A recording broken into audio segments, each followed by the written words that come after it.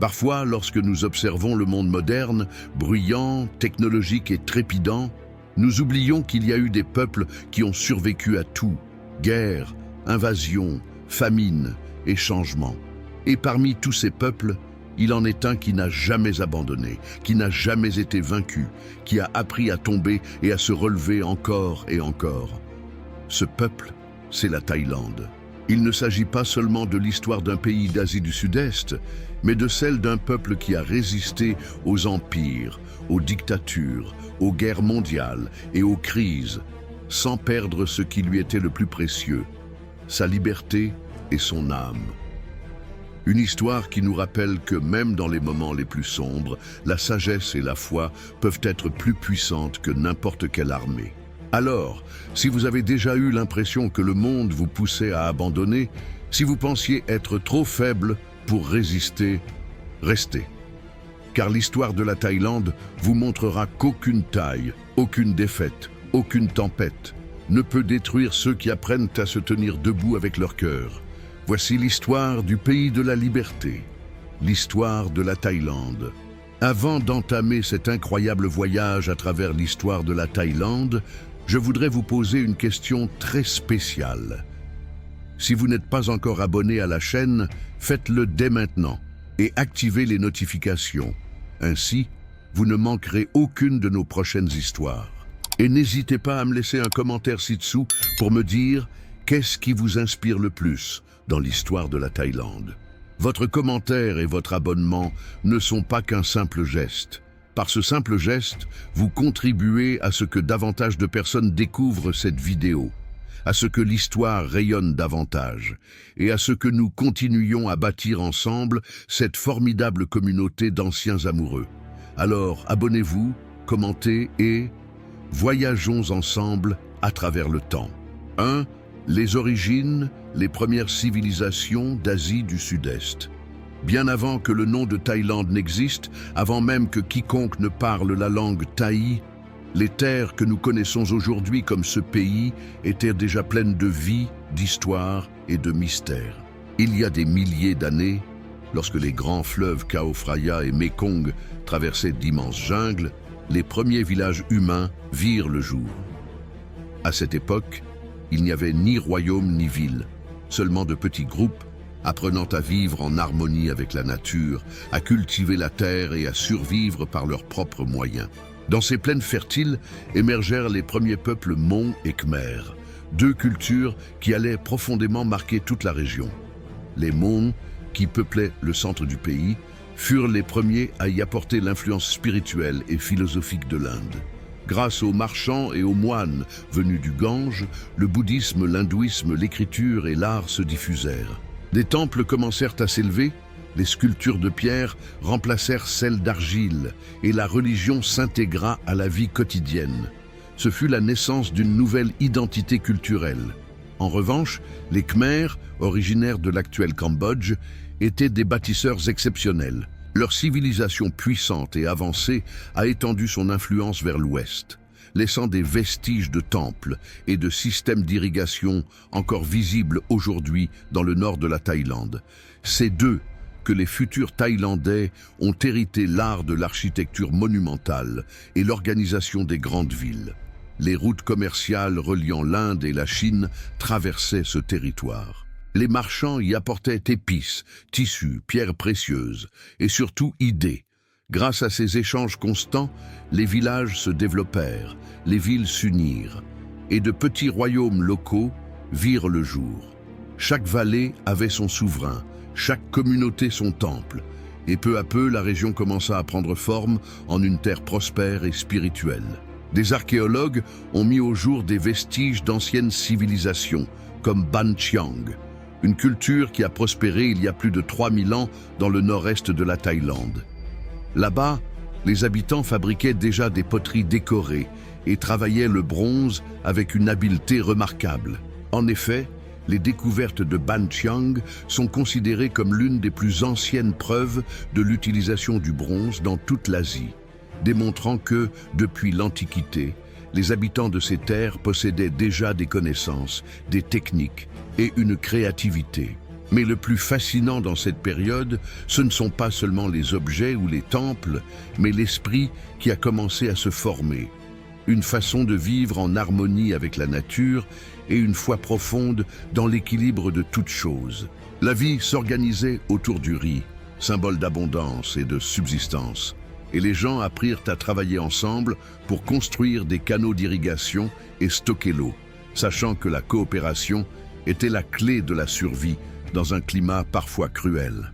Ainsi, au milieu de la boue, de l'eau et de l'esprit communautaire, furent semées les premières racines de ce qui, des siècles plus tard, deviendrait la Thaïlande. C'était une terre ouverte aux idées du monde, mais fidèle à son essence.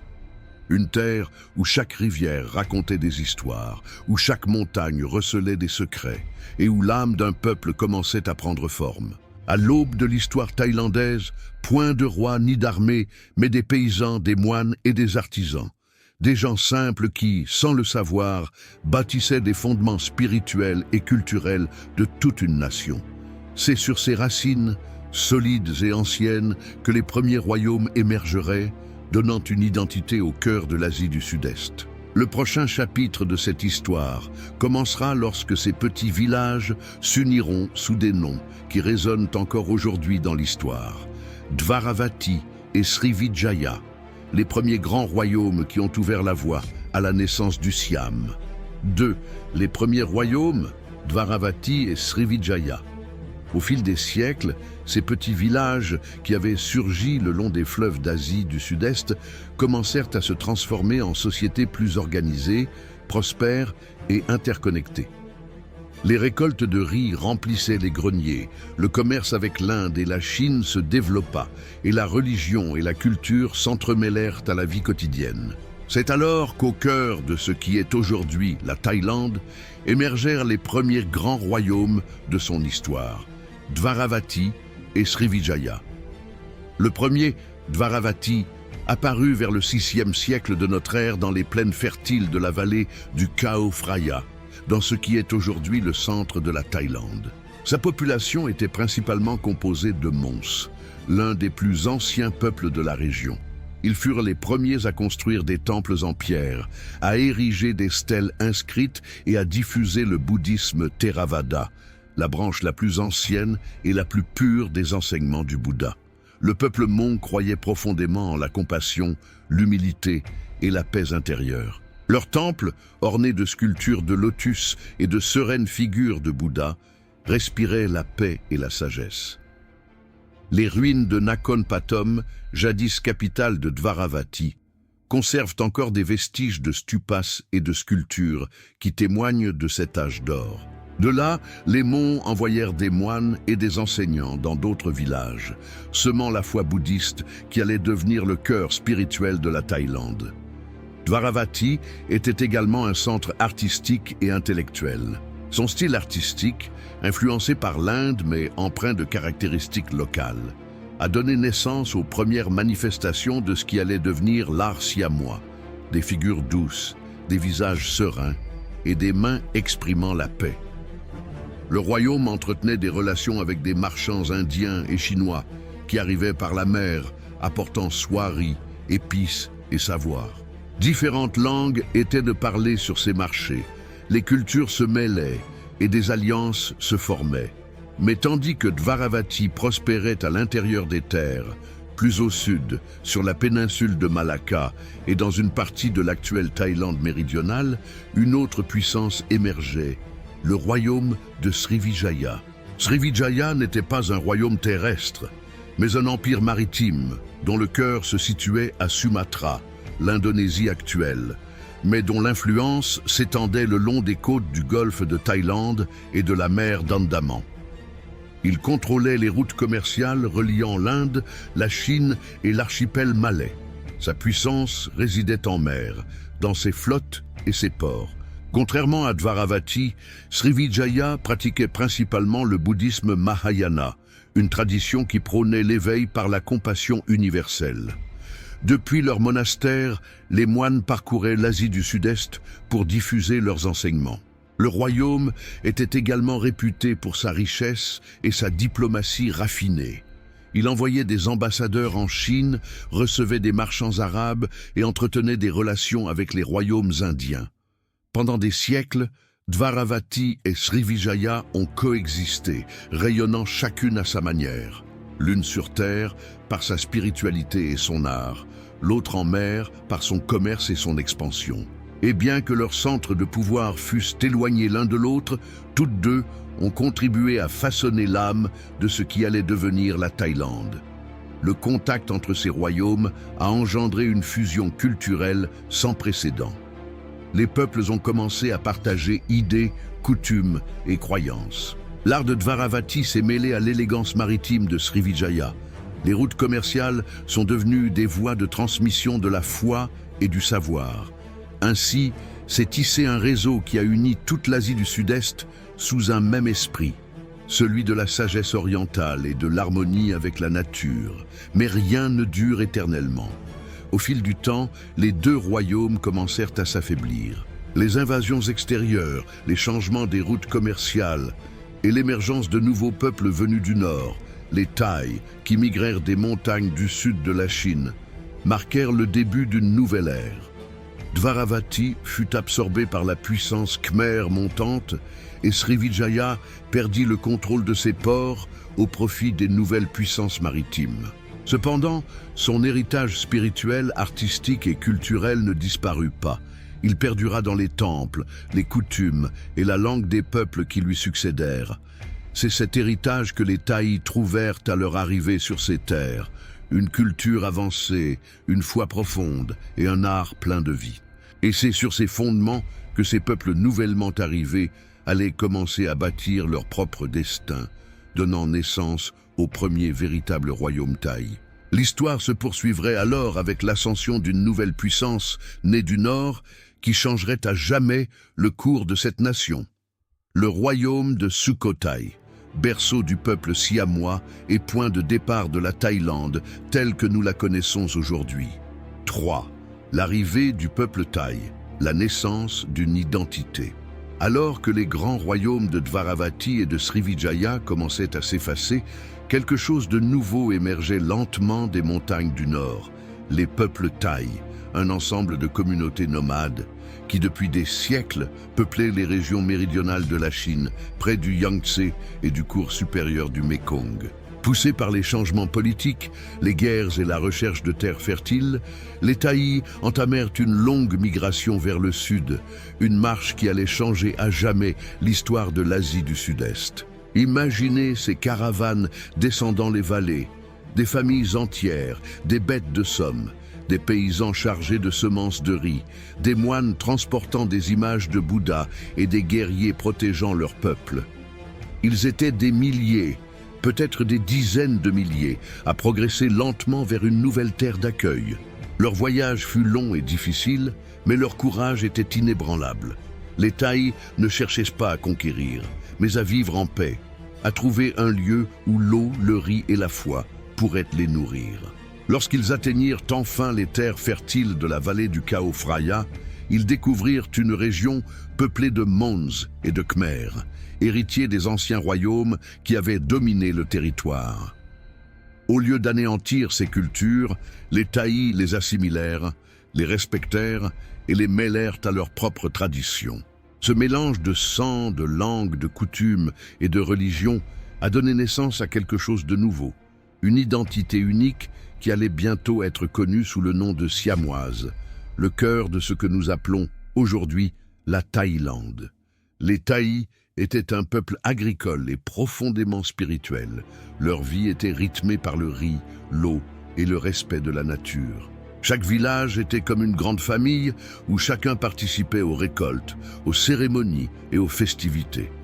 Ils étaient un peuple libre et ce mot « Thaï », qui signifie précisément « libre », a à jamais défini leur esprit.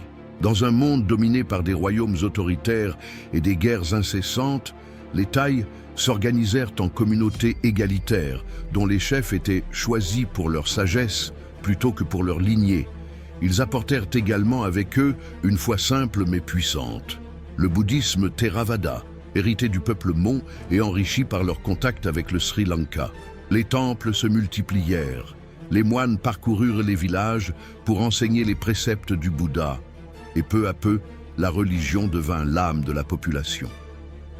Dans chaque maison, une lampe était allumée devant une petite image du Bouddha, et les matins résonnaient des gongs et des chants. Le contact avec les populations locales a enrichi leur culture. Ils ont appris l'architecture khmer, la sculpture mon et les techniques agricoles malaises. Les villages taïs se sont transformés en petits centres organisés, dotés de temples, de marchés et de systèmes d'irrigation. Ces sociétés étaient pacifiques, mais elles savaient aussi se défendre. Elles développèrent une forme de combat fondée sur la discipline et l'équilibre, précurseur de ce qui deviendrait des siècles plus tard le Muay Thai, l'art martial national. Au fil du temps, certains chefs thaïs commencèrent à se distinguer. L'un d'eux, connu sous le nom de Pho Kun Bang Klang Hao, parvint à unifier plusieurs peuples thaïs du Nord et à fonder un petit royaume dans la ville de Sukhothai. Ce moment allait marquer un tournant dans l'histoire de la région. Pour la première fois, le peuple thaï, jusque-là dispersé, commença à s'organiser sous un seul gouvernement, une seule langue et une seule foi. Ainsi, des migrations et des fusions culturelles naquit bien plus qu'un nouveau peuple. Une civilisation. Celle-ci hérita du passé la sagesse des moines de Dvaravati, la vision maritime de Srivijaya et la discipline spirituelle de l'Inde.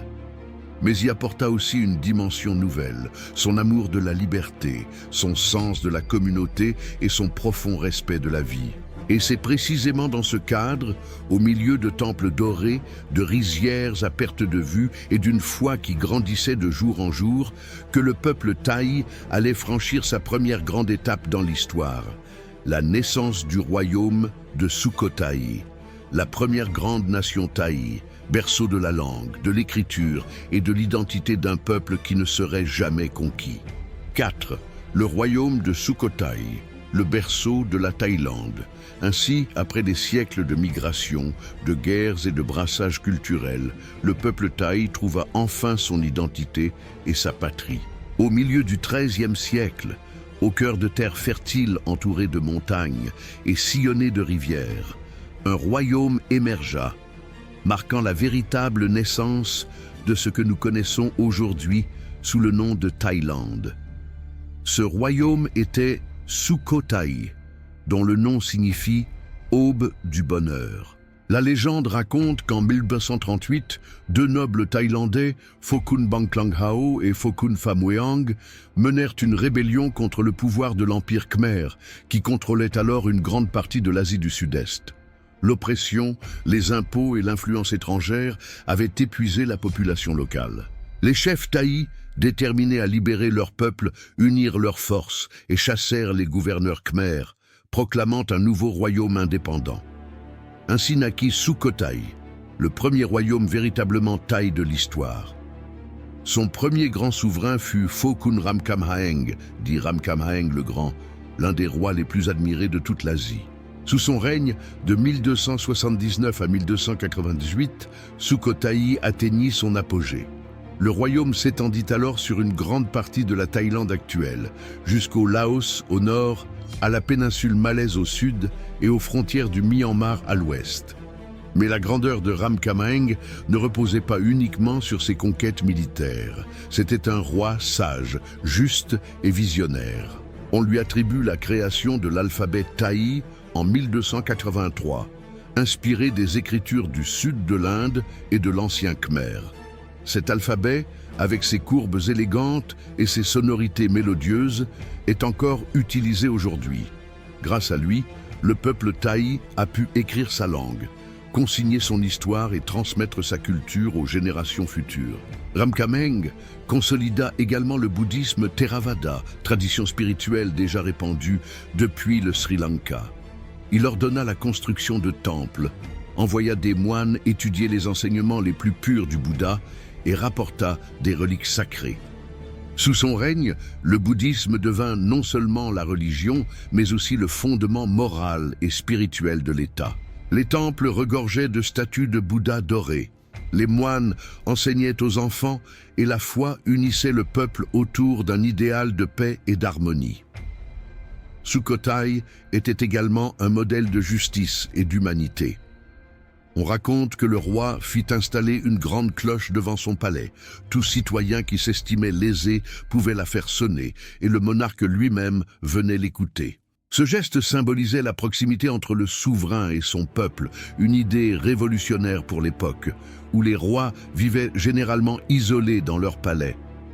À Sukhothai, le roi n'était pas un tyran, mais un père attentif à ses enfants.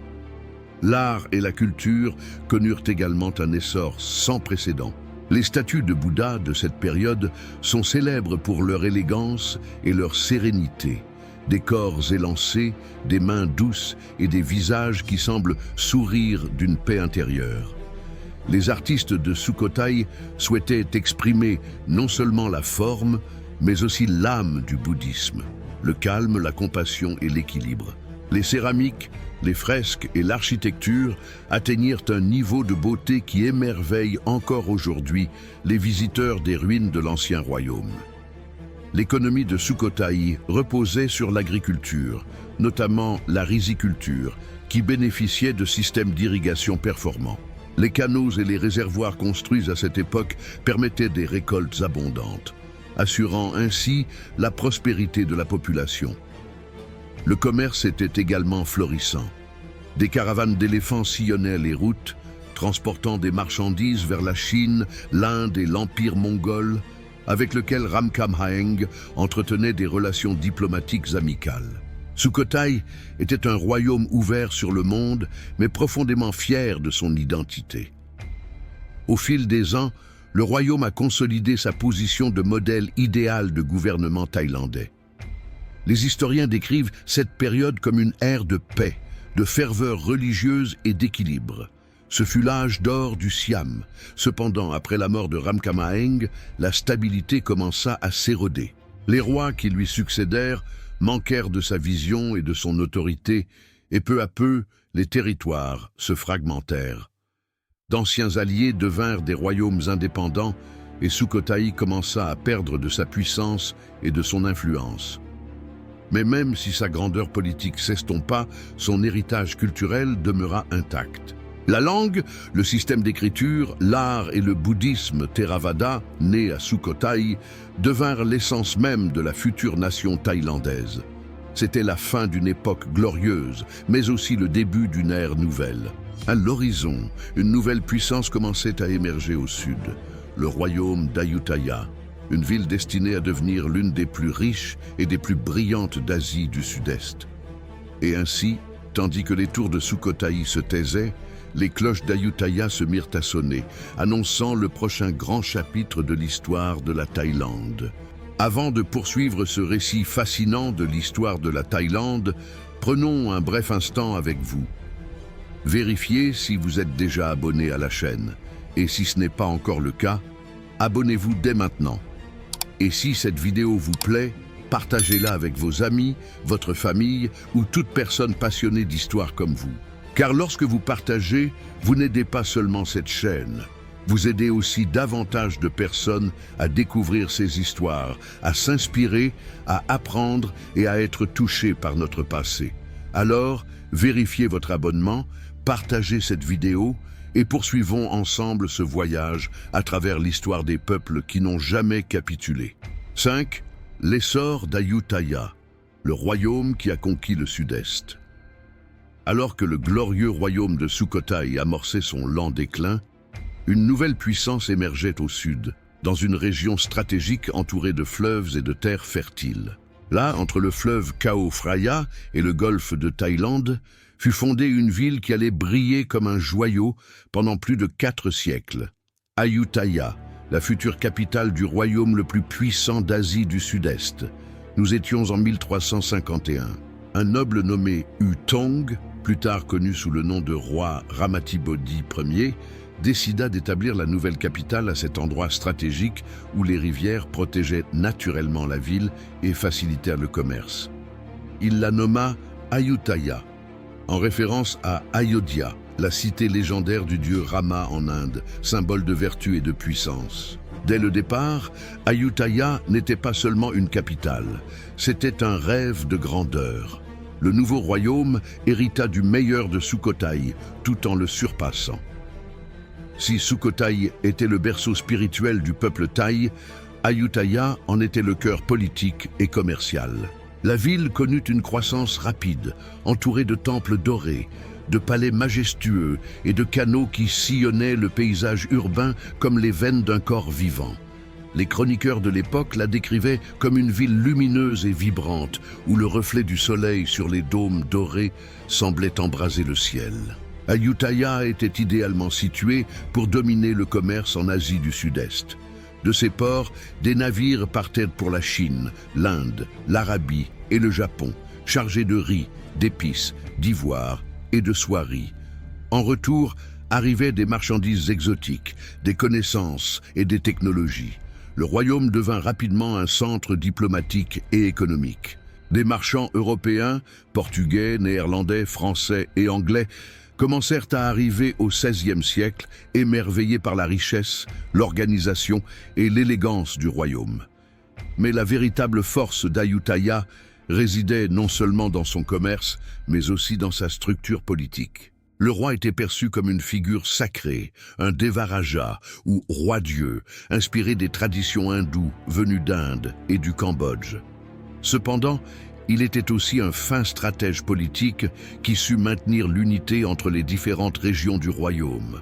Sous son autorité, un réseau de gouverneurs locaux administrait les provinces et envoyait un tribut à la capitale. Ayutthaya devint une métropole de plus d'1 million d'habitants, un chiffre impressionnant pour l'époque, plus grande que Londres ou Paris au XVIIe siècle. Ses rues regorgeaient de marchés, d'ambassades étrangères, de moines et d'artistes. Le son des gongs et les chants bouddhistes se mêlaient aux langues des marchands venus des 4 coins de l'Asie. C'était une ville où foi, diplomatie et pouvoir coexistaient. À son apogée, Ayutthaya était également un centre culturel de premier plan.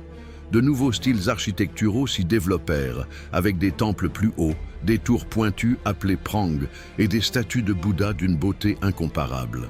La peinture murale atteignit son apogée.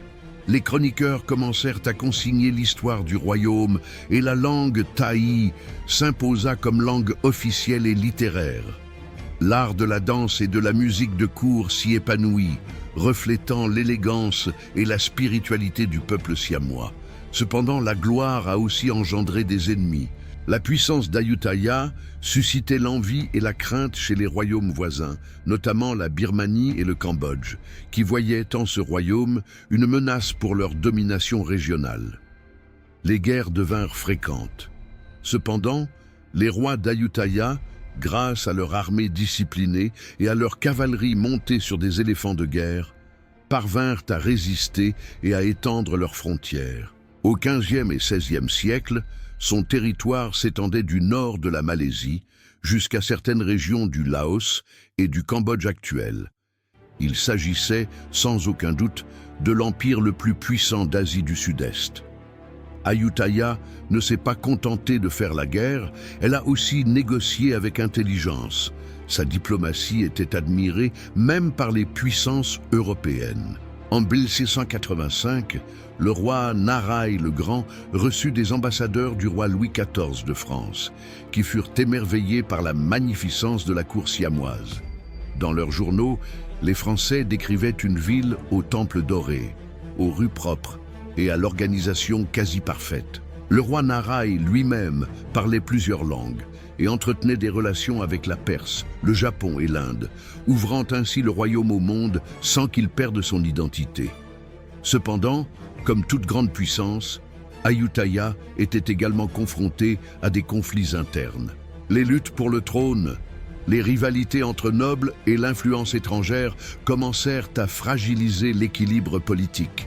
Les rois suivants tentèrent de maintenir leur grandeur, mais le monde changeait rapidement. Les routes commerciales se modifièrent, les alliances se brisèrent et de nouvelles puissances émergèrent. Pourtant, pendant plus de 400 ans, Ayutthaya fut le centre d'une civilisation avancée, un phare de culture, d'art et de religion. Leur chute, lorsqu'elle surviendrait, ne serait pas un simple épisode de guerre, mais une tragédie qui marquerait à jamais l'âme du peuple thaïlandais. Et ce jour arriva en 1767, lorsque les armées birmanes envahirent et détruisirent la majestueuse capitale. Mais même au milieu des cendres, l'esprit de la Thaïlande ne disparaîtrait pas, car de cette défaite naîtrait une nouvelle renaissance, une nouvelle ère, celle des héros qui reconstruisirent le royaume et fondèrent la nation thaïlandaise actuelle. 6. Ayutthaya et le monde, commerce, culture et guerre. Du XVe au XVIIe siècle, le royaume d'Ayutthaya connut son apogée.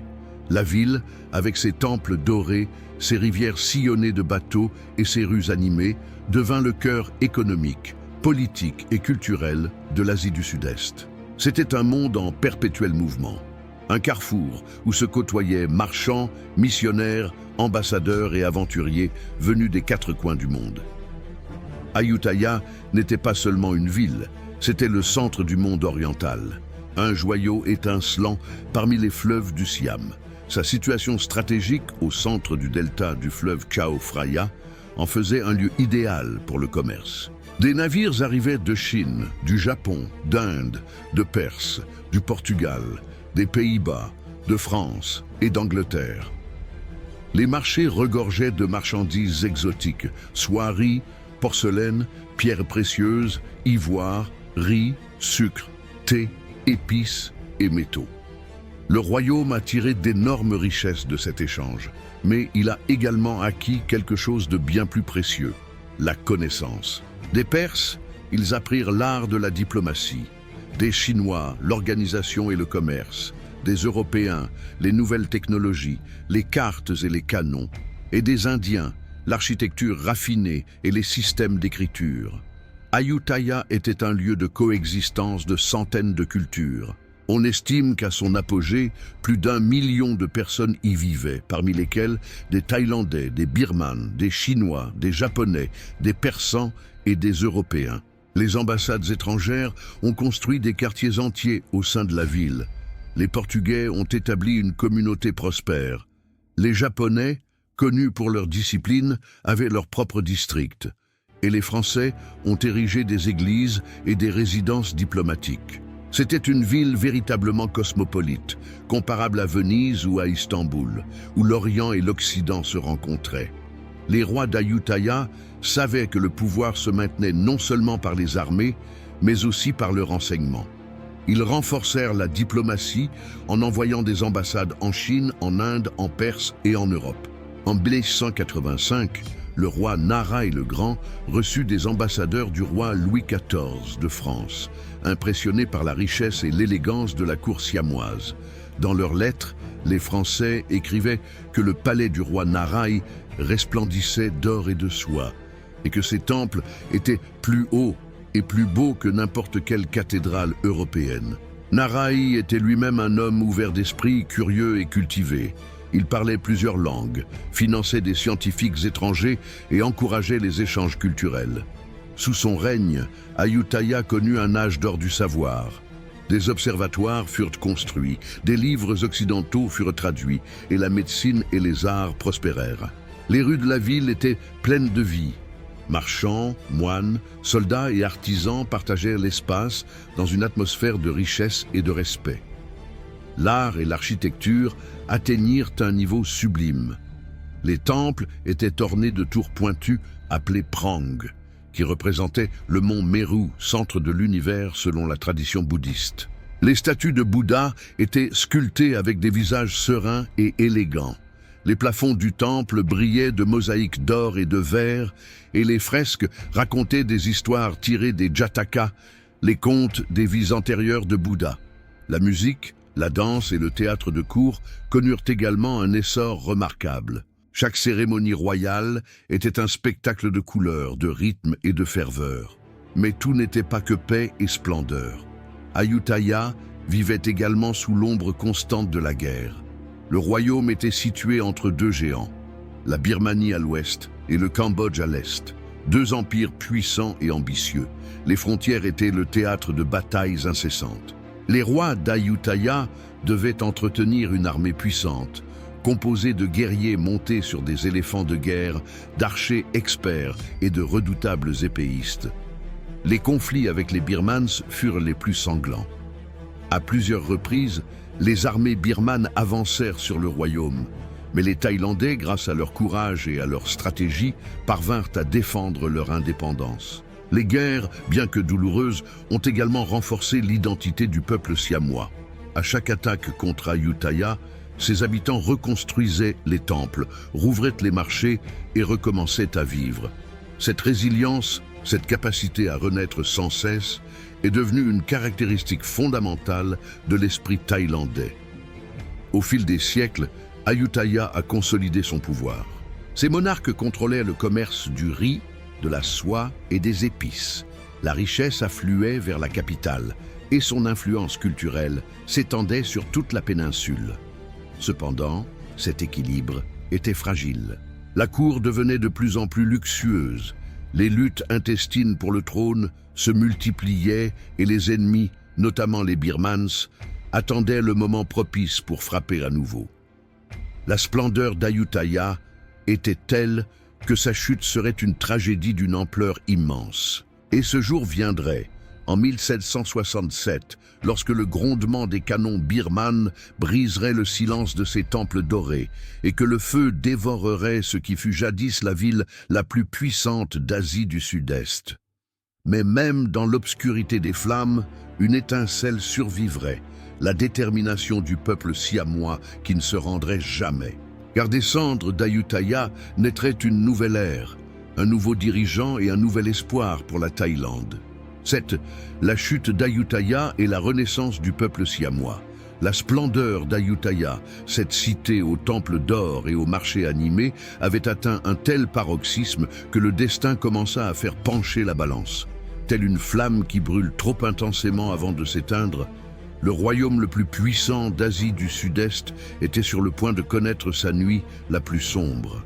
Pendant plus de 4 siècles, Ayutthaya a dominé le commerce, la diplomatie et la culture dans toute la région. Mais au milieu du XVIIIe siècle, l'équilibre qu'il avait maintenu a commencé à se rompre. Le royaume, riche et majestueux, devint lui aussi vulnérable.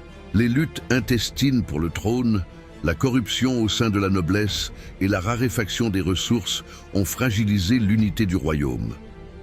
Pendant ce temps, leur vieil ennemi, la Birmanie, se renforçait sous le règne du roi Sinbyushin, un monarque ambitieux qui rêvait d'anéantir Ayutthaya. En 1765, l'armée birmane lança une invasion massive. Des dizaines de milliers de soldats traversèrent les montagnes, ravageant les villages et conquérant ville après ville. Ayutthaya tenta de résister, mais sa puissance militaire n'était plus ce qu'elle était des siècles auparavant. Les rois avaient négligé leur défense, se fiant à leur prestige et à l'illusion que leur richesse les rendrait intouchables. Pendant plus de 2 ans, les Birmans ont assiégé la capitale. Les murs commencèrent à s'effondrer, la faim ravagea la population et les temples, jadis symboles de paix et de spiritualité, devinrent des refuges pour les désespérés. Finalement, en avril 1767, après des mois de résistance héroïque, Ayutthaya tomba. Les envahisseurs birmanes entrèrent dans la ville et déclenchèrent des destructions sans précédent. Des temples furent incendiés, des statues de Bouddha décapitées, des manuscrits sacrés brûlés et des palais pillés. L'incendie a ravagé pendant des jours la ville qui avait fait la fierté de l'Asie du Sud-Est. Les chroniques racontent que les flammes se reflétaient dans le fleuve Chao Phraya, comme si le ciel lui-même était en feu. Des milliers de personnes furent capturées et emmenées comme esclaves en Birmanie. Moines, artistes et érudits ont fui, emportant avec eux des fragments de leur culture et de leur foi. Ayutthaya, le joyau de l'Orient, avait disparu. Pour beaucoup, ce fut la fin du monde siamois. Mais l'histoire de la Thaïlande, comme toujours, ne s'est pas arrêtée là. Car de ses cendres a émergé un homme qui allait changer le destin du peuple, le général Thaksin. Thaksin était le fils d'un marchand chinois et d'une mère siamoise. Il avait servi comme officier pendant les guerres contre les Birmans et après la chute d'Ayutthaya, il parvint à s'échapper du chaos avec un petit groupe de soldats fidèles. Tandis que d'autres se rendaient ou fuyaient, il rassembla les survivants. organisa une armée et lança une campagne incroyable pour libérer son pays. Avec ruse et détermination, Thaksin reconquit une ville après l'autre, vainquant les envahisseurs birmanes et rétablissant l'ordre. En seulement 2 ans, le général a accompli ce qui semblait impossible, expulser les ennemis et réunir le cœur de l'ancien royaume. En 1768, il proclama une nouvelle capitale à Thonburi, sur les rives du fleuve Chao Phraya, en face de ce qui deviendrait plus tard Bangkok. De là commença la reconstruction du pays. Il restaura les temples, réorganisa le commerce et fit revivre le bouddhisme comme symbole d'unité nationale. Le peuple, encore meurtri par la tragédie, trouva en Thaksin un dirigeant qui redonna espoir à une nation brisée. Thaksin n'était pas un roi ordinaire. C'était un guerrier, un visionnaire et un patriote. Durant son règne, il étendit à nouveau les frontières, renforça le commerce maritime et rechercha des alliances avec les royaumes voisins. Cependant, son fort caractère et son obsession pour la protection du pays l'ont poussé à bout. Avec le temps, son comportement devint imprévisible et il se méfia même de ses plus proches alliés. Finalement, en 1782, ses propres officiers le renversèrent, mettant fin à son règne. Mais son héritage est immense. Il avait sauvé le Siam de la disparition, restauré son indépendance et semé les graines d'une ère nouvelle. Et précisément cette même année, le commandement passa aux mains d'un nouveau dirigeant, le général Chakri, qui allait devenir Rama Ier, fondateur de la dynastie Chakri, celle-là même qui gouverne la Thaïlande jusqu'à ce jour. Ramayir déplaça la capitale de Thonburi sur l'autre rive du fleuve et fonda une nouvelle ville, Bangkok, la cité des anges. Là commencerait une nouvelle étape, une ère de reconstruction, de stabilité et de splendeur culturelle qui entraînerait la renaissance du peuple siamois. Ayutthaya était tombée, certes, mais de ses ruines était née une nation plus forte, plus sage et plus unie. À l'instar du phénix de la mythologie orientale, la Thaïlande a renaît de ses cendres, prête à écrire un nouveau chapitre de son histoire, celui du royaume de Ratanakosin, cœur du Siam moderne. 8. Le royaume de Ratanakosin et la naissance de Bangkok. Après la chute d'Ayutthaya et la brève renaissance de Thonburi sous le règne du roi Thaksin, le peuple siamois se trouvait toujours à la croisée des chemins. Les plaies de la guerre étaient encore vives, les villes détruites, et le royaume avait besoin de plus qu'un guerrier. Il lui fallait un bâtisseur, quelqu'un capable de restaurer la stabilité, la foi et la fierté du peuple. Cet homme était le général Chakri, un chef sage et respecté, qui devint en 1782 Rama Ier, le premier monarque de la dynastie Chakri, qui, chose incroyable, règne encore aujourd'hui en Thaïlande. Le nouveau roi comprit que si le Siam voulait survivre, il devait renaître de manière ordonnée et avec une vision d'avenir. La capitale, Thonburi, bien qu'importante sur le plan stratégique, était limitée par l'espace et le souvenir récent des conflits. Rama Ier prit alors une décision historique, déplacer la capitale sur l'autre rive du fleuve Chao Phraya, dans une zone plus vaste et plus sûre. Il y fonda une nouvelle ville qu'il appela Krung Thep Maha Nakhon, ce qui signifie en thaï « la grande cité des anges », bien que le monde la connaisse aujourd'hui sous un nom plus court et plus célèbre, Bangkok. Bangkok est né avec un objectif clair, devenir le symbole de la renaissance siamoise. Ramayir conçut sa ville en s'inspirant de la grandeur perdue d'Ayutthaya, mais avec un esprit nouveau. Il ordonna la construction de remparts, de canaux et de temples majestueux. Le plus important de tous était Wat Phra Kaew, le temple du Bouddha d'émeraude, qui est encore aujourd'hui le cœur spirituel de la Thaïlande. À l'intérieur de ces murs se trouvait une statue sacrée de Bouddha, sculptée dans du jade, symbole de la protection divine sur le royaume.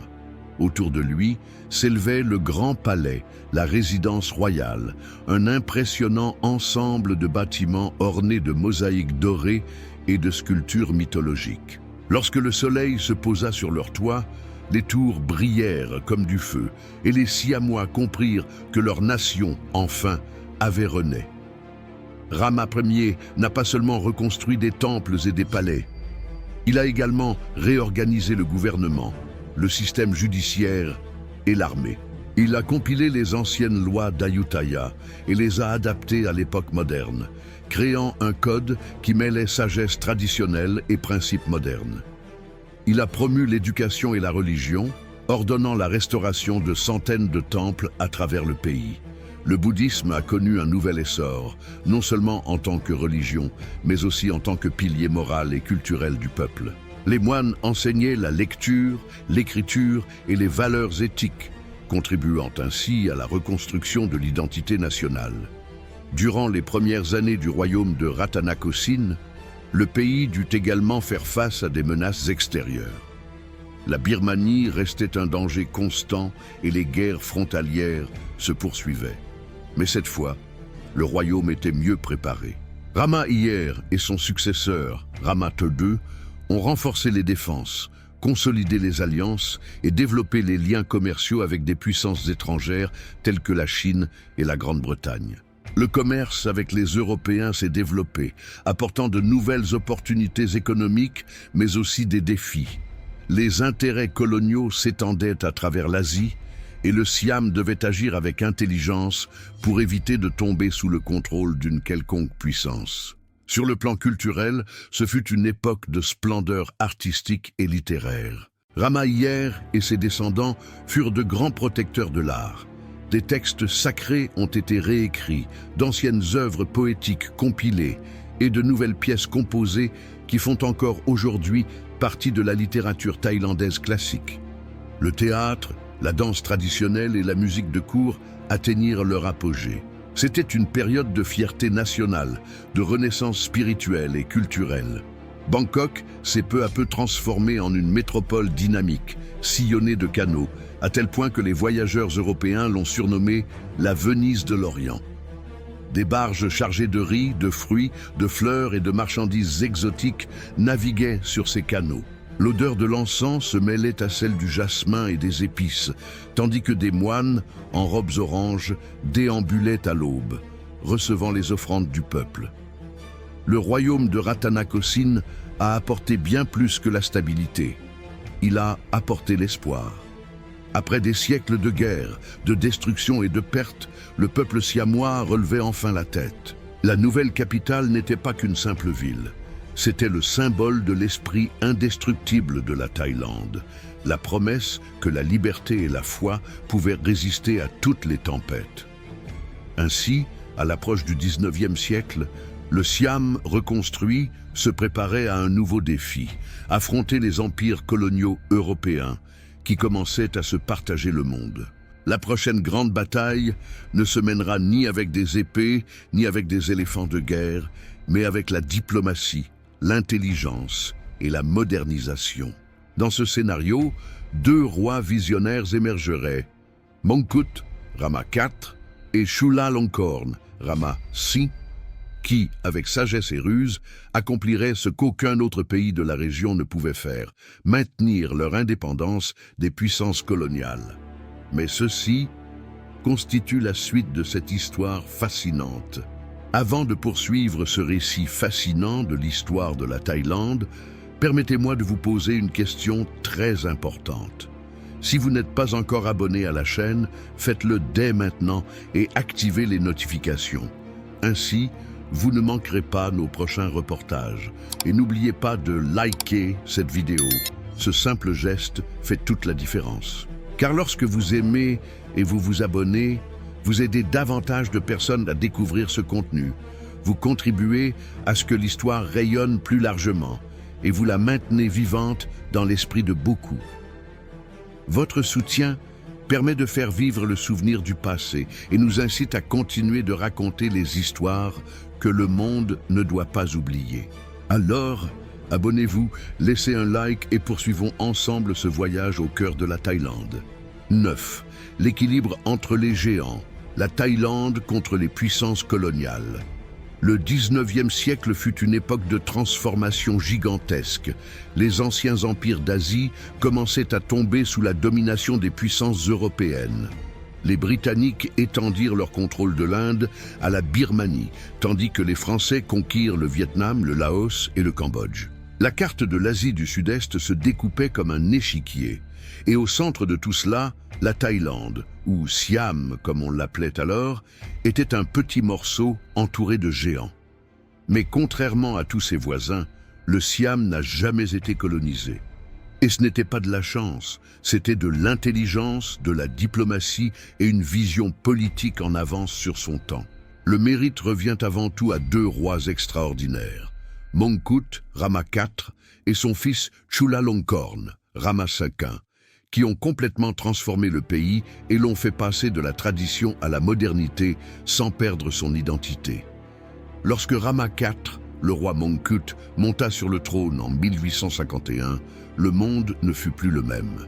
Le commerce mondial, impulsé par les navires européens et la révolution industrielle, avait changé la donne. Les rois qui n'ont pas su s'adapter étaient voués à tout perdre. Mais Mongkut n'était pas un monarque ordinaire. Il avait passé 27 ans de sa vie comme moine bouddhiste, étudiant non seulement les enseignements du Bouddha, mais aussi les sciences, les langues et la politique du monde extérieur.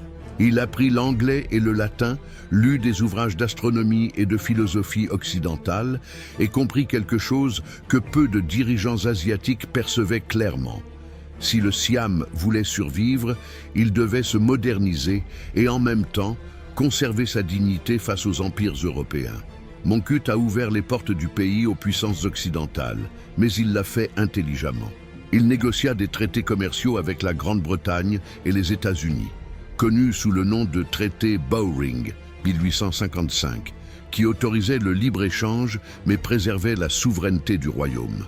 Oui, le Siam a dû accepter des concessions, comme des tarifs préférentiels pour les Européens et la présence de consulats étrangers, mais en retour, il a évité une invasion militaire et a conservé son indépendance. Alors que les Britanniques dominaient la Birmanie et que les Français étendaient de leur influence en Indochine, Mongkut a habilement joué sur les deux tableaux, équilibrant ses alliances et préservant l'intégrité de son territoire. Le roi a également promu la science et l'éducation. Il invita des missionnaires et des enseignants étrangers, non pas pour convertir le peuple, mais pour enseigner les mathématiques, la médecine et les technologies modernes. C'est lui qui introduisit le premier télescope dans le royaume, organisa un observatoire et prédit avec précision une éclipse solaire en 1868, stupéfiant les scientifiques européens. Son ouverture à la connaissance n'a pas affaibli sa foi bouddhiste. Au contraire, elle l'a renforcée, démontrant que spiritualité et raison pouvaient aller de pair. Cependant, Mongkut mourut peu après cette éclipse, victime du paludisme. Mais son héritage ne s'arrêta pas là, car son fils, Chulalongkorn, Rama V, hérita non seulement du trône, mais aussi de sa vision d'un Siam libre et moderne. Lorsque Rama V accéda au pouvoir en 1868, il n'avait que 15 ans. Malgré cela, son intelligence et sa sensibilité ont fait de lui l'un des rois les plus admirés de toute l'histoire thaïlandaise. Durant son long règne, 1868-1910, le Siam connut une transformation profonde et pacifique. Chulalongkorn avait compris que pour résister aux empires, le pays devait leur ressembler en termes d'organisation, de force et d'éducation, mais sans perdre son âme. Et c'est ce qu'il fit. Il commença par abolir l'esclavage, un pas de géant qui le plaça parmi les grands réformateurs d'Asie. Des milliers de paysans et de domestiques furent libérés, non pas dans la violence ou le chaos, mais progressivement, afin de ne pas détruire l'économie. Sa devise était claire: la liberté de mon peuple est la force de mon royaume. Il a ensuite modernisé l'administration. Il a créé des ministères, des tribunaux, un système fiscal et un réseau de fonctionnaires professionnels. Il réorganisa l'armée, fit construire des routes, des ponts, des hôpitaux et des écoles, et fit venir des ingénieurs étrangers pour construire la première ligne de chemin de fer du pays, reliant Bangkok à Ayutthaya. Grâce à ces réformes, le Siam est devenu l'État le plus avancé d'Asie du Sud-Est. Mais Chulalongkorn ne pensait pas seulement à la modernité matérielle. Il savait que l'équilibre entre les puissances coloniales était une question de diplomatie et non d'armes. Pendant que la France et la Grande-Bretagne se disputaient le contrôle de la région, il a agi avec intelligence. Il a cédé de petites portions de territoire périphérique, mais a protégé le cœur du pays. Il préférait céder des parties du Laos et du Cambodge, en échange du maintien de l'indépendance de son peuple. Cette stratégie, bien que douloureuse, fut l'une des décisions les plus judicieuses de toute l'histoire asiatique. Les Européens le respectaient. Ils voyaient en Chulalongkorn un roi cultivé, moderne et honorable. Il fut le premier monarque asiatique à se rendre en Europe, où il fut reçu avec les honneurs par la reine Victoria du Royaume-Uni et le tsar Nicolas II de Russie.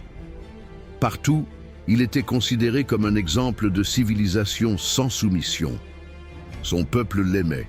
Il l'appelait Frappiya Maharat, le grand roi bien-aimé. Son portrait est encore présent aujourd'hui dans les temples, les écoles et les maisons de tout le pays. Car sous son règne, le Siam ne s'est pas seulement modernisé. Il a appris à être libre dans un monde dominé par les empires. À la fin du 19e siècle, alors que ses voisins étaient des colonies, la Thaïlande restait une nation souveraine. Leurs temples étaient toujours debout, leur langue toujours vivante, et leur drapeau flottait sans qu'aucun étranger puisse se l'approprier. L'équilibre entre l'Orient et l'Occident, entre tradition et modernité, avait été atteint grâce à l'intelligence, la patience et une vision digne d'un peuple qui, depuis ses origines, avait toujours su résister. Ainsi, au début du XXe siècle, la Thaïlande se préparait à affronter une nouvelle ère, celle des défis modernes, des révolutions et des changements mondiaux qui allaient une fois de plus mettre à l'épreuve sa sagesse et sa force. E10, la modernisation du Siam et le début du XXe siècle. Alors que le XXe siècle commençait à se profiler à l'horizon, le Siam, l'actuelle Thaïlande, n'était plus le même royaume traditionnel qui avait survécu entre les empires. Grâce au règne de Chulalongkorn, Rama V, le pays avait été profondément transformé. D'une nation féodale et agricole, il était devenu un État moderne, respecté et admiré par l'Est et l'Ouest. Mais l'histoire, comme toujours, allait apporter de nouveaux défis, et le Siam devait démontrer, une fois de plus, sa capacité à s'adapter au changement sans perdre son âme. Après la mort du grand roi Chulalongkorn en 1910, le trône passa à son fils, Vajiravoud Ramasis, un homme qui avait fait ses études en Angleterre à la prestigieuse université d'Oxford. Il avait appris de première main les idées du monde moderne, le nationalisme, le parlementarisme et l'importance de l'éducation. Mais il comprenait aussi la valeur de la culture et de la spiritualité thaïlandaise. Leur mission était claire, consolider la modernité sans renoncer à leur identité. Rama VI a promu avec passion le concept de nation, religion et monarchie. Les trois piliers sur lesquels, selon lui, devait reposer l'identité siamoise. Il a encouragé le patriotisme, modernisé le système éducatif et promu l'utilisation de la langue thaï comme symbole d'unité. C'est durant son règne que le Siam adopta officiellement le mot Thaïlande, qui signifie « pays de la liberté », afin de renforcer la fierté nationale. De plus, le monarque a promu la culture d'une manière inédite. Il a fondé des théâtres, écrit des œuvres littéraires, traduit des textes classiques de Shakespeare et soutenu l'art, la musique et l'architecture. C'était un roi artiste, mais aussi un homme à l'esprit moderne. Sous son impulsion furent créés les Boy Scouts de Siam, le premier mouvement de jeunesse du pays destiné à former des jeunes disciplinés et patriotiques. Cependant, les temps à venir ne seront pas faciles. Le monde était sur le point d'entrer dans l'une de ses périodes les plus turbulentes, la Première Guerre mondiale, 1914-1918. Bien que le Siam fût loin des champs de bataille européens, Rama VI décida de rejoindre les Alliés en 1917, envoyant un petit contingent militaire pour soutenir la cause. Il n'a pas agi par ambition militaire, mais pour des raisons stratégiques. En se rangeant du côté des vainqueurs, il cherchait à gagner le respect international et à démontrer que son pays était l'égal des nations modernes. Et son initiative s'avéra fructueuse. Après la guerre, le Siam fut reconnu comme l'un des rares pays asiatiques souverains et respectés. Et en 1920, il rejoignit la Société des Nations, précurseur de l'actuelle ONU. Mais les vents du changement soufflaient fortement. Après la mort de Rama VI en 1925, son frère Prajadipok, Rama VII, a assumé le trône. C'était un homme sensé, mais il est arrivé au pouvoir à une époque difficile. Le monde entier subissait les conséquences de la Grande Dépression de 1929 et le Siam ne faisait pas exception. L'économie s'est contractée, les prix du riz ont chuté et les troubles sociaux ont commencé à s'aggraver. Les jeunes gens instruits en Europe et aux États-Unis commencèrent à remettre en question le système de monarchie absolue qui avait constitué le fondement du pays pendant des siècles. Ils voulaient une démocratie, une constitution et un gouvernement du peuple. Les tensions s'intensifièrent jusqu'à ce que, le 24 juin 1932, un événement historique se produise. Un groupe d'officiers de l'armée et de civils, connu sous le nom de Parti du peuple, a organisé un coup d'État pacifique qui a mis fin à la monarchie absolue et instauré une monarchie constitutionnelle. Ce fut un changement monumental, mais presque sans effusion de sang. Le roi Prajadipok, Rama VII, accepta la nouvelle situation avec maturité, prononçant une phrase qui allait marquer l'histoire du pays. « Si le peuple veut une constitution, qu'il en ait une ». Pour la première fois, le Siam disposait d'un parlement, d'une constitution et d'un premier ministre élu. Le pays entrait dans une nouvelle ère politique, où la voix du peuple commençait à peser. Le système de gouvernement a changé, mais la monarchie est restée un symbole d'unité nationale, un équilibre entre le nouveau et l'ancestral. Pendant ce temps, le monde se préparait à une autre tempête, la Seconde Guerre mondiale. Et la Thaïlande, qui s'était déjà modernisée, ne pouvait pas rester complètement à l'écart. La diplomatie, l'indépendance et des siècles de sagesse seraient une fois de plus mises à l'épreuve dans un scénario mondial qui changerait le destin de la planète. Mais avant même d'être confrontée à ce défi, la Thaïlande avait déjà démontré quelque chose d'essentiel, que leur force ne résidait ni dans les armes, ni dans l'étendue de leur territoire, mais dans leur capacité à évoluer sans perdre leur essence. Au fil des siècles, le pays a résisté aux empires, aux invasions et aux pressions coloniales. Et maintenant, au cœur du XXe siècle, elle était prête à relever le plus grand défi de tous, préserver sa liberté dans un monde en guerre. 11. La révolution de 1932, la fin de la monarchie absolue. L'aube du 24 juin 1932 n'était pas un jour comme les autres dans l'histoire de la Thaïlande. Alors que la plupart des habitants de Bangkok se réveillaient sans s'en douter, le pays tout entier allait assister à un changement qui mettrait fin à 7 siècles de monarchie absolue. C'était le début d'une nouvelle ère, l'ère du peuple. Pendant des siècles, les rois du Siam ont régné en maîtres absolus. Bien que beaucoup fussent sages et aimés, le monde changeait rapidement.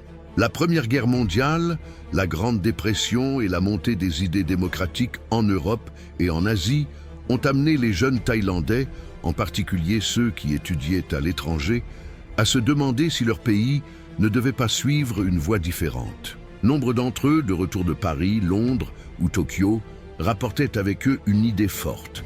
Ce pouvoir ne devrait pas appartenir uniquement à un roi, mais aussi au peuple. C'est ainsi que naquit le Kana Ratsadon, ou Parti du peuple. Un groupe composé de militaires, d'intellectuels et de bureaucrates modernistes. Leur objectif n'était pas de détruire la monarchie, mais de la transformer, d'en faire une monarchie constitutionnelle, comme celle de l'Angleterre ou du Japon. Ils voulaient un pays doté d'une constitution, d'un parlement et d'un gouvernement responsable devant les citoyens, et non seulement devant la royauté. Aux premières heures du 24 juin, alors que le roi Prajadipok, Rama VII, se reposait dans sa résidence de Hua Hin, les dirigeants du mouvement se mobilisèrent silencieusement. Ils ont pris le contrôle de bâtiments clés à Bangkok, le ministère de la Défense, la station de radio et le palais royal. Ils ont placé des soldats sur les ponts et les rues principales, mais ils l'ont fait sans violence. Le coup d'État s'est déroulé dans un tel calme que presque personne n'a entendu un seul coup de feu.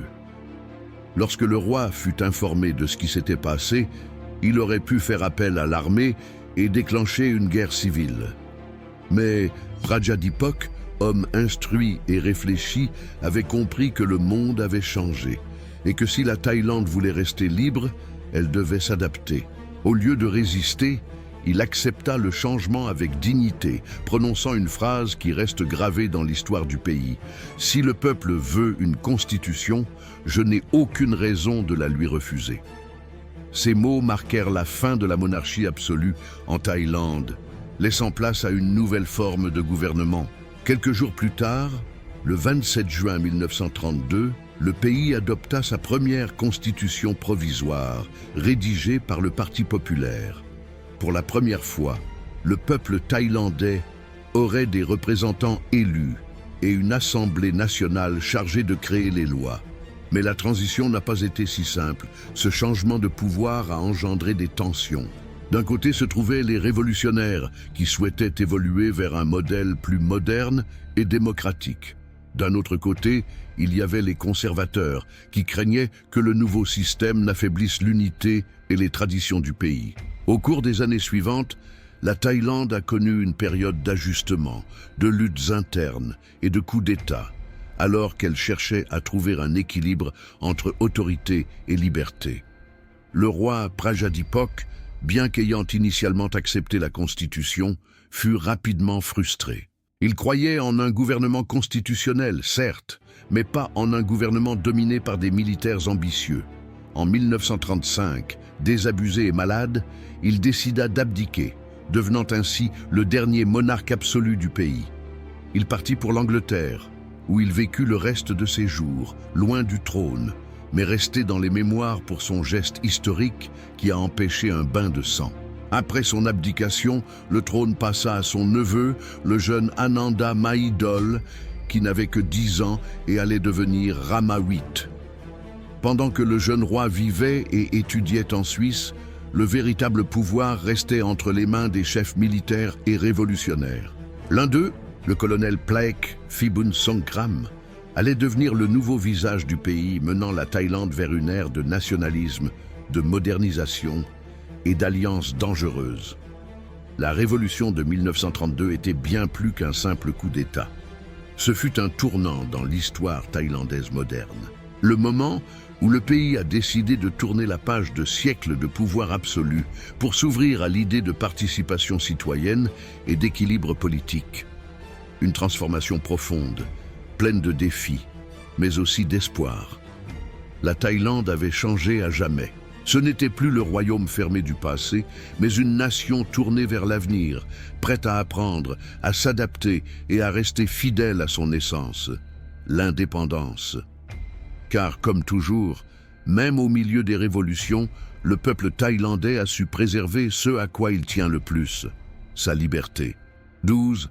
La Thaïlande pendant la Seconde Guerre mondiale, entre diplomatie et survie.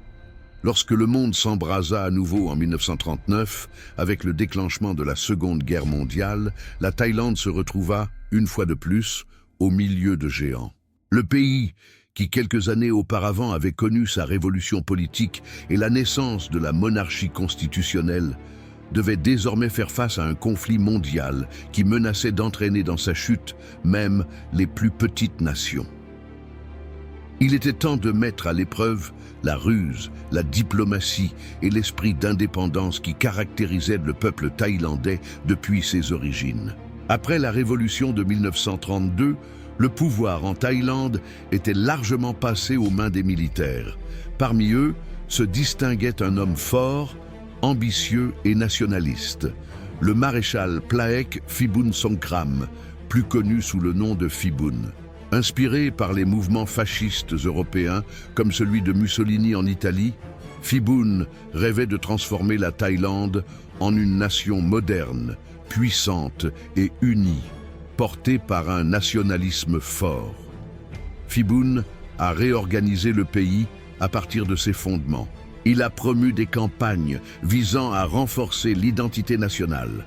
Il a changé le nom officiel du Siam en Thaïlande en 1939, soulignant la fierté du peuple thaï, qui signifie « libre ». Il a encouragé l'usage de la langue thaï, l'adoption des vêtements occidentaux et de nouvelles coutumes sociales. Les hommes devaient porter des costumes modernes, les femmes des jupes, et chacun devait saluer avec le geste traditionnel du Wai, symbole de respect. Leur devise était claire, une Thaïlande forte, moderne et souveraine. Mais tandis que le pays se modernisait, le monde sombrait dans la guerre. En Asie, le Japon progressait fortement, conquérant la Chine, la Corée et l'Asie du Sud-Est. Dans le même temps, les puissances coloniales européennes, la France et la Grande-Bretagne, étaient affaiblies par la guerre en Europe. La Thaïlande a vu là une opportunité de récupérer d'anciens territoires perdus au Laos et au Cambodge, durant la période coloniale française. En 1940, Phiban profita de la chute de la France face à l'Allemagne nazie pour déclencher la guerre franco-thaïlandaise. Ses troupes franchirent la frontière et, après plusieurs affrontements, parvinrent à reconquérir certaines provinces historiques. Bien que le conflit ait été bref, il a renforcé la fierté nationale et consolidé l'image de Phiban en tant que dirigeant fort. Le Japon, qui a joué le rôle de médiateur entre les deux parties, s'est présenté comme un allié et un protecteur supposé de la Thaïlande. Mais cette amitié allait bientôt révéler son vrai visage. Le 8 décembre 1941, soit un jour seulement après l'attaque japonaise sur Pearl Harbor, les troupes japonaises envahirent le sud de la Thaïlande. Quelques heures plus tard, les Japonais débarquèrent sur les plages du golfe de Thaïlande et progressèrent vers le nord. Les Thaïlandais tentèrent de résister, mais l'écart militaire était énorme. Le maréchal Phiban, conscient qu'une résistance prolongée serait vaine, prit une décision stratégique. Il signa un accord avec le Japon, autorisant ses troupes à traverser le territoire thaïlandais en échange du maintien de l'indépendance nominale du pays. La Thaïlande devint ainsi une alliée de l'Empire japonais, même si beaucoup dans le pays désapprouvaient cette situation. En 1942, Phiban déclara la guerre à la Grande-Bretagne et aux États-Unis, mais l'ambassadeur thaïlandais à Washington, Seni Pramodge, refusa de transmettre la déclaration au gouvernement américain. Au lieu de cela, il organisa secrètement le mouvement Seri Thai, Thaïlande libre, un réseau de résistance anti-japonais soutenu par les Alliés. Ce groupe, composé de diplomates thaïlandais, d'étudiants et de civils, a œuvré dans l'ombre tout au long de la guerre, recueillant des renseignements et maintenant le contact avec les États-Unis. Pendant ce temps, à l'intérieur du pays, la situation était tendue. Les Japonais utilisaient le territoire thaïlandais comme base pour leurs opérations en Birmanie et en Malaisie. Bangkok fut bombardée par les Alliés et la population subit les conséquences du conflit.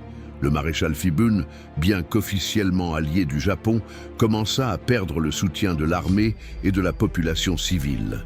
En 1944, il fut contraint de démissionner et de céder le pouvoir à un gouvernement civil plus modéré, dirigé par Kwang Apaiwong, qui cherchait à se distancer discrètement du contrôle japonais. Lorsque la guerre prit fin en 1945, le Japon était vaincu et le monde entier était en ruine. La Thaïlande avait cependant accompli un exploit quasi miraculeux, sortir du conflit sans être colonisée ni détruite. Grâce à la diplomatie de ses dirigeants et au travail du mouvement Seri Thai, les Alliés ont accepté que le pays ait agi sous la pression japonaise et ne l'ont pas considéré comme un ennemi. Au lieu de la punir, ils ont permis à la Thaïlande de conserver son indépendance, même si elle a dû restituer les territoires qu'elle avait récupérés pendant la guerre. Le pays, une fois de plus, avait survécu parmi les géants. Elle avait su traverser des alliances dangereuses, des trahisons et des guerres mondiales, sans perdre ce qu'elle avait de plus précieux, sa souveraineté. Et maintenant, dans la période d'après-guerre, elle se préparait à aborder une nouvelle étape, celle de la reconstruction, de la modernisation et de l'équilibre dans un monde divisé par la guerre froide. La Seconde Guerre mondiale a laissé des blessures, certes, mais aussi des leçons. La Thaïlande a appris que sa force ne résidait pas dans les armes, mais dans sa capacité à s'adapter, à négocier et à résister sans perdre son essence. Une fois de plus, il avait démontré au monde que le mot « Thaï », libre, n'était pas qu'un nom, mais un mode de vie, une promesse éternelle d'indépendance. Avant de poursuivre ce récit passionnant sur la Thaïlande, j'aimerais vous demander une petite faveur qui fait toute la différence. Partagez cette vidéo avec vos amis ou avec quelqu'un qui aime l'histoire autant que vous. N'hésitez pas à liker si vous appréciez ce voyage dans le passé et n'oubliez pas de vous abonner à la chaîne et d'activer la cloche pour ne pas manquer nos prochaines histoires passionnantes et instructives. Chaque fois que vous partagez, aimez ou vous abonnez, vous aidez davantage de personnes à découvrir ce contenu, à faire vivre l'histoire et à atteindre ceux qui ne la connaissent pas encore. C'est votre soutien qui permet à cette chaîne de continuer à exister. Alors, partagez, aimez, activez les notifications et continuons à découvrir ensemble l'âme éternelle de la Thaïlande. 13. La guerre froide et le rôle de la Thaïlande dans le nouvel ordre mondial.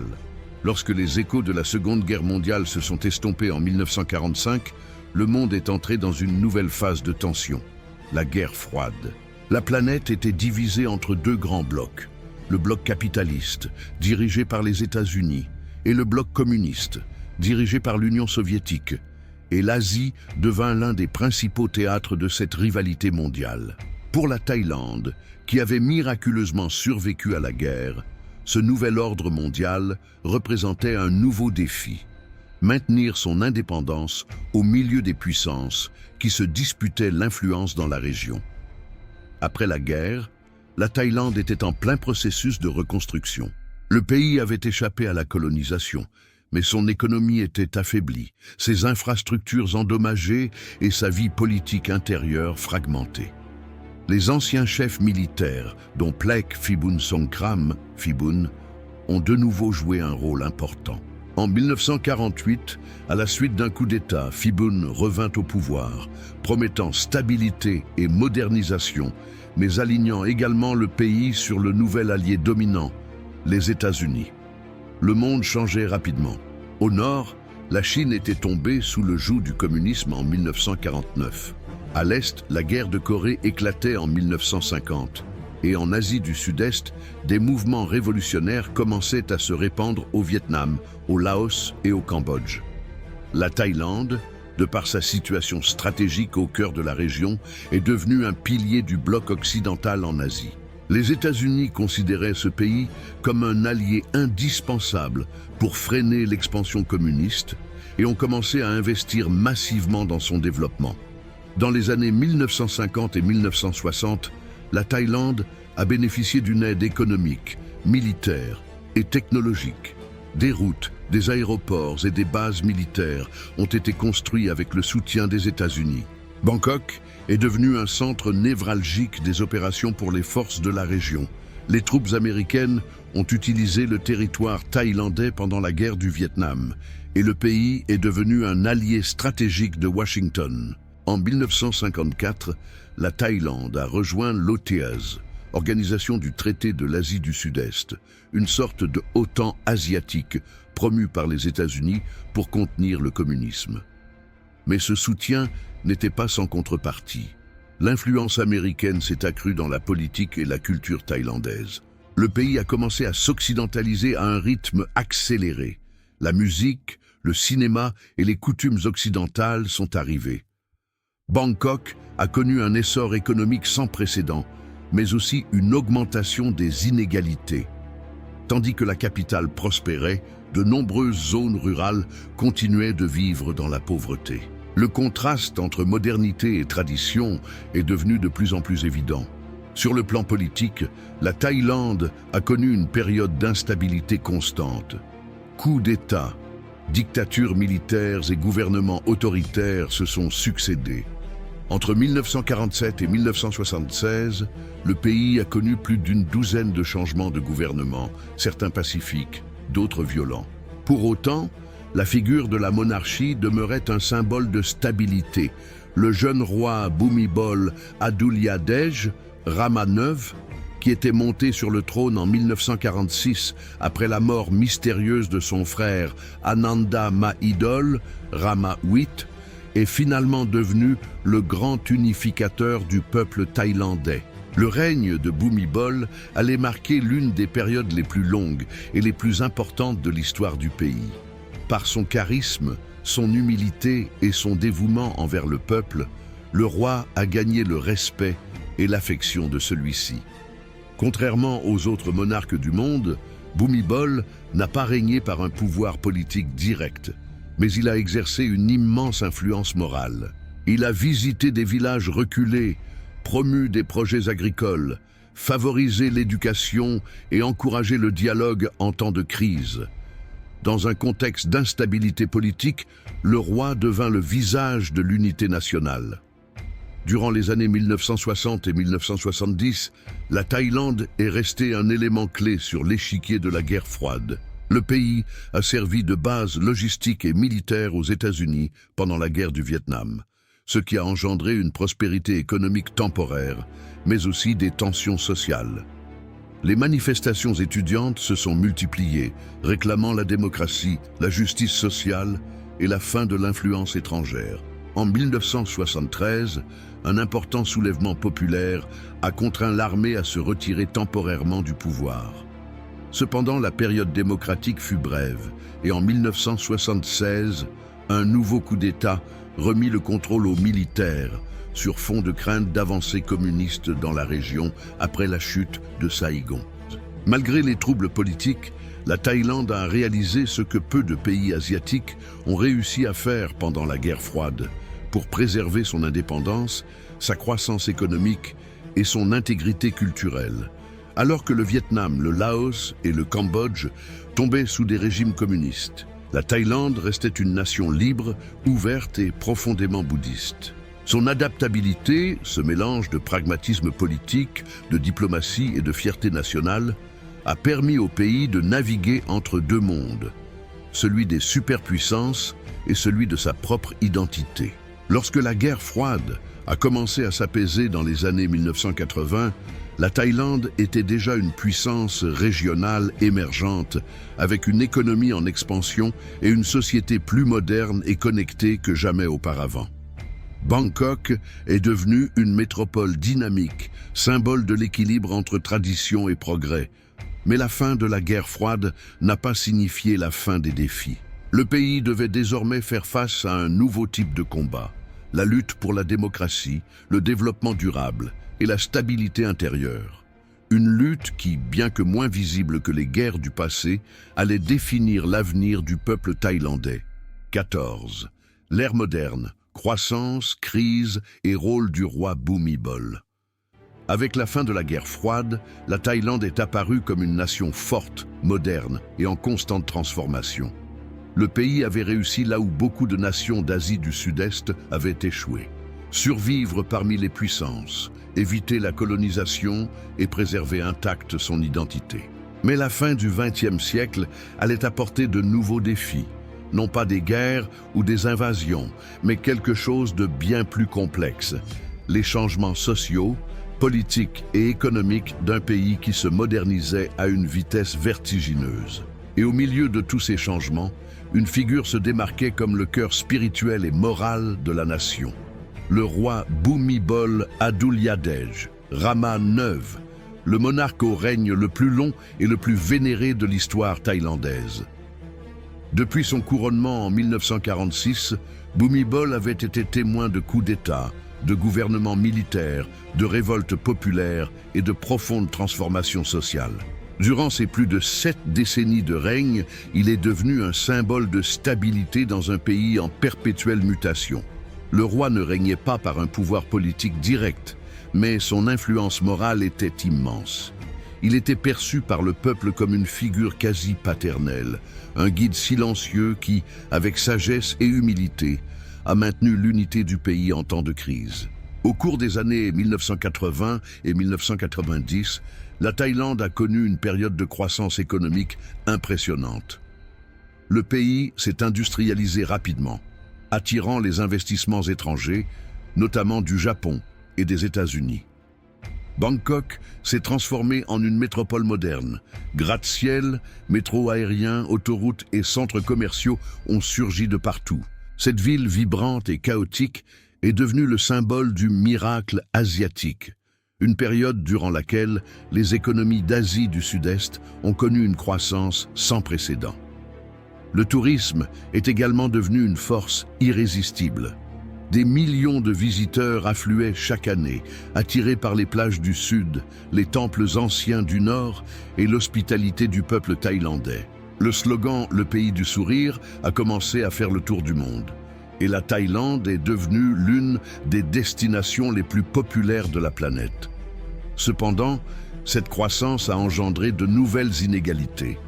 Tandis que les grandes villes prospéraient, de nombreuses régions rurales restaient pauvres et dépendantes de l'agriculture. Les paysans, les ouvriers et les étudiants commencèrent à réclamer une répartition plus équitable des richesses et une plus grande participation politique. Le contraste entre la modernité urbaine et la vie rurale traditionnelle devenait de plus en plus évident. En 1992, le pays a connu l'une de ses crises politiques les plus tendues. Après des années de régime militaire, une nouvelle tentative d'imposer un gouvernement autoritaire a déclenché des manifestations massives à Bangkok, lors de ce qui est devenu le Mai Noir. Les manifestations, menées principalement par des jeunes, ont été violemment réprimées. Pendant plusieurs jours, le pays a semblé au bord du chaos. Et c'est alors qu'un événement se produisit qui marqua à jamais l'histoire moderne de la Thaïlande. Le roi Bhumibol Adulyadej, dans un acte sans précédent, est intervenu publiquement. Il a convoqué le chef militaire et le chef de l'opposition au palais de Chitralada et, devant les caméras de télévision, les a exhortés à mettre fin au conflit. D'une voix calme mais ferme, il leur a rappelé que le pouvoir devait servir le peuple et non l'opprimer. Le lendemain matin, les tirs cessèrent et le pays retrouva son calme. Cette image, le roi assis entre les deux hommes agenouillés devant lui, est devenue un symbole de réconciliation nationale. À partir de ce moment, la figure du monarque s'est consolidée comme garant de l'équilibre moral du pays. Son leadership discret et sa proximité avec le peuple lui conféraient une autorité qu'aucun homme politique ne pouvait égaler. Au cours des années suivantes, Bhumibol a promu des projets agricoles et technologiques dans les zones rurales, aidant ainsi des milliers de familles à sortir de la pauvreté. Il a introduit l'idée d'économie de suffisance, fondée sur la modération, l'autosuffisance et l'équilibre avec la nature, un modèle qui a même inspiré des organisations internationales. Mais le voyage n'a pas été sans difficulté. En 1997, la Thaïlande était l'épicentre de la crise financière asiatique. Le baht, la monnaie nationale, s'est effondré. Les banques ont fermé, les entreprises ont fait faillite et des millions de Thaïlandais ont perdu leur emploi. Le rêve de prospérité s'est transformé en angoisse. Cependant, une fois de plus, le peuple thaïlandais a fait preuve de résilience. Grâce au soutien international et au sacrifice collectif, le pays est parvenu à stabiliser son économie et, quelques années plus tard, a recommencé à croître. Au cours des décennies suivantes, la Thaïlande est devenue une puissance régionale dans les secteurs du tourisme, de l'industrie et de l'agriculture. Mais sa vie politique est restée turbulente. Entre 2001 et 2014, le pays a connu une polarisation intense entre différents secteurs politiques et sociaux, marquée par des manifestations de masse, des divisions entre les zones rurales et urbaines et une succession de coups d'État. Et chaque fois que le pays semblait se désintégrer, la figure du roi Bhumibol réapparaissait comme un phare d'unité, rappelant aux Thaïlandais leur plus grand trésor, la paix et l'identité nationale. Le 13 octobre 2016, après 70 ans de règne, le roi Bhumibol Adulyadej s'est éteint à l'âge de 88 ans. Sa mort a déclenché une vague de tristesse sans précédent. Des millions de personnes ont porté du noir pendant toute une année, en deuil suite au décès de celui qu'ils considéraient non seulement comme leur monarque, mais aussi comme le père de la nation. Ses funérailles royales en 2017 furent un événement empreint de respect et de dévotion qui a démontré au monde entier le lien profond qui unit le peuple thaïlandais à son roi. Avec son départ, la Thaïlande ne disait pas seulement adieu à un monarque, mais à une époque. La nation entra dans une nouvelle phase sous le règne de son fils, Maha Vajiralongkorn, Rama X, héritier d'une histoire millénaire qui continuait de progresser, guidé par la force, la foi et l'esprit indomptable de son peuple. Ainsi, l'histoire moderne de la Thaïlande est celle d'un pays qui a su renaître maintes et maintes fois, des guerres antiques à la mondialisation contemporaine, des ruines d'Ayutthaya au gratte-ciel de Bangkok. Une nation qui a résisté aux empires, aux révolutions, aux dictatures et aux crises, mais qui n'a jamais perdu ce qui l'a défini, sa liberté, sa culture et son sourire. Car au cœur de la Thaïlande bat une vérité qui a traversé les siècles. La véritable force d'un peuple ne réside pas dans sa puissance militaire, mais dans son âme. 15. La Thaïlande aujourd'hui, tradition, modernité et héritage de son histoire. Aujourd'hui, en regardant la Thaïlande, on ne peut s'empêcher de ressentir la force d'une nation qui est restée ferme à travers les siècles, sans se soumettre à personne, sans cesser d'être elle-même.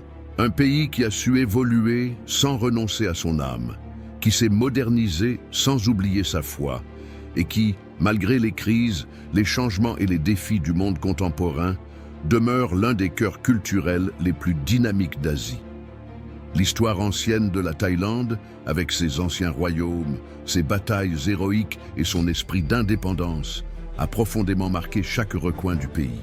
Des temples dorés de Bangkok, où les moines marchent pieds nus à l'aube, aux montagnes du nord habitées par d'anciennes tribus, en passant par les plages cristallines du sud qui attirent des millions de visiteurs chaque année, tout en Thaïlande respire l'histoire, la dévotion et la fierté nationale. Après la mort du roi Bhumibol Adulyadej, Rama IX, en 2016, le pays est entré dans une nouvelle phase sous le règne de son fils, Maha Vajiralongkorn, Rama X. Le changement générationnel a engendré un mélange de continuité et de renouveau. Bien que le nouveau monarque ait dû faire face à une période plus complexe et à un peuple plus conscient et participatif, la monarchie demeure l'un des piliers fondamentaux de l'identité thaïlandaise, au même titre que la religion bouddhiste et l'amour de la nation. La Thaïlande demeure un pays d'une profonde spiritualité. Le bouddhisme Theravada, pratiqué par plus de 90% de la population, imprègne tous les aspects de la vie quotidienne. Les temples, appelés Wats, ne sont pas seulement des lieux de prière, mais aussi des centres de vie communautaire, d'éducation et de culture. Le respect des moines, des fêtes religieuses et des rituels ancestraux demeure aussi vivace qu'il y a des siècles. Chaque festival, chaque cérémonie, du majestueux Loi Krathong au joyeux Songkran, la célèbre fête de l'eau, nous rappelle l'équilibre entre le sacré et l'humain, entre la tradition et la joie de vivre. Sur le plan économique et social, la Thaïlande est devenue une puissance régionale. Son économie est l'une des plus dynamiques d'Asie du Sud-Est, portée par l'industrie, le tourisme, l'agriculture et la technologie.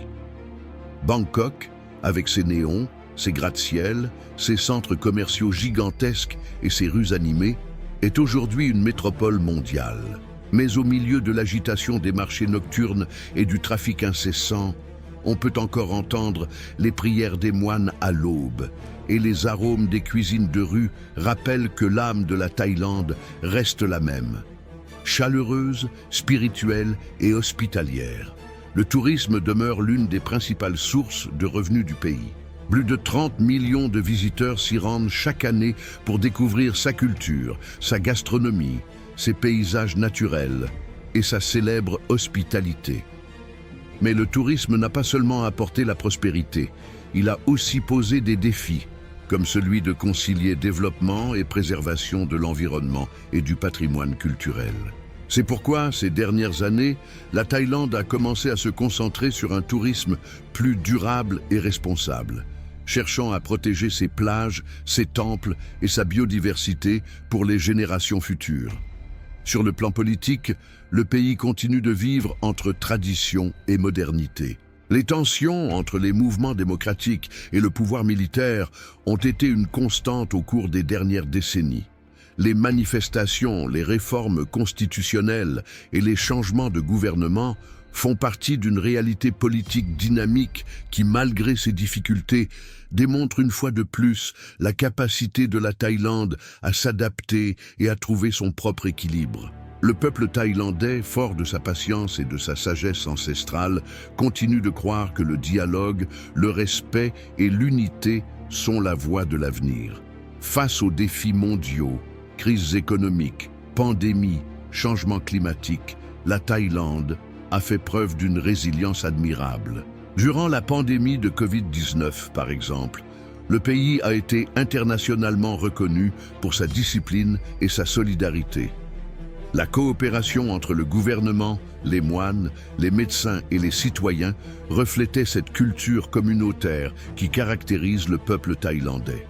Aujourd'hui, la Thaïlande est un pays de contrastes fascinants, un lieu où les jeunes dansent au rythme de la K-pop et utilisent des smartphones dernier cri, tandis que les personnes âgées méditent devant des temples témoins de 1000 ans d'histoire. Un pays où les trains à grande vitesse traversent des terres où le riz est encore cultivé à la main. Là où le progrès n'efface pas la foi et où la modernité coexiste avec l'esprit ancien des royaumes de Sukhothai et d'Ayutthaya. L'héritage du passé perdure dans chaque sourire, dans chaque salutation, dans chaque geste de respect. Car la Thaïlande n'est pas qu'un pays, c'est une façon de voir la vie, une philosophie d'harmonie, d'équilibre et de gratitude. Un lieu qui enseigne que la liberté ne se gagne pas toujours par les épées, mais par la sagesse, la persévérance et l'unité. Ainsi, après plus de 700 ans d'histoire, la Thaïlande reste ce qu'elle a toujours été. Le pays de la liberté, la nation qui n'a jamais été colonisée, le cœur spirituel de l'Asie du Sud-Est. Un pays qui, malgré les tempêtes du temps, continue d'illuminer le monde par sa culture, sa foi et son sourire éternel. Car, comme disent les Thaïlandais, l'eau coule, mais la montagne demeure. Et dans cette montagne, ferme, sereine et éternelle, réside l'âme de la Thaïlande. Ainsi s'achève notre voyage à travers l'histoire de la Thaïlande, une nation qui, malgré les guerres, les dictatures, les crises et les changements, n'a jamais perdu son essence. Un peuple qui est tombé 1000 fois, mais qui s'est toujours relevé avec un sourire qui n'est pas celui de la complaisance, mais celui de la force, de la foi et de l'espoir. Car la Thaïlande nous enseigne une leçon que nous devons tous retenir. Cette liberté ne s'hérite pas, elle se défend. Cette paix ne s'achète pas, elle se construit chaque jour. Et que le véritable pouvoir ne réside pas dans la domination des autres, mais dans la maîtrise de la peur en soi. Si jamais vous avez l'impression que le monde s'écroule sur vous, pensez à ce pays qui, au milieu des empires et des tempêtes, est resté debout, l'âme intacte. Car, comme la Thaïlande, vous aussi pouvez renaître, vous réinventer et continuer d'avancer. Avec fierté, avec foi et avec la certitude qu'aucune force ne peut vaincre celui qui ne cesse jamais de croire. Voilà la leçon éternelle de l'histoire de la Thaïlande. Et avant de partir, je veux connaître votre avis. Dites-moi en commentaire ce que vous avez pensé de cette histoire de la Thaïlande. Quelle partie vous a le plus surpris ou laquelle vous a fait réfléchir? Votre commentaire me permet non seulement de savoir que vous êtes là, cela permet également à davantage de personnes de trouver cette vidéo, afin que l'histoire rayonne plus largement et reste vivante dans le cœur de ceux qui aiment tirer des leçons du passé. Et bien sûr, n'oubliez pas d'aimer, de vous abonner à la chaîne et d'activer les notifications pour ne pas manquer les prochains reportages que nous préparons. Merci de m'avoir accompagné dans ce voyage, car avec chaque commentaire, chaque j'aime et chaque abonnement, vous aussi contribuez à faire vivre l'histoire du monde.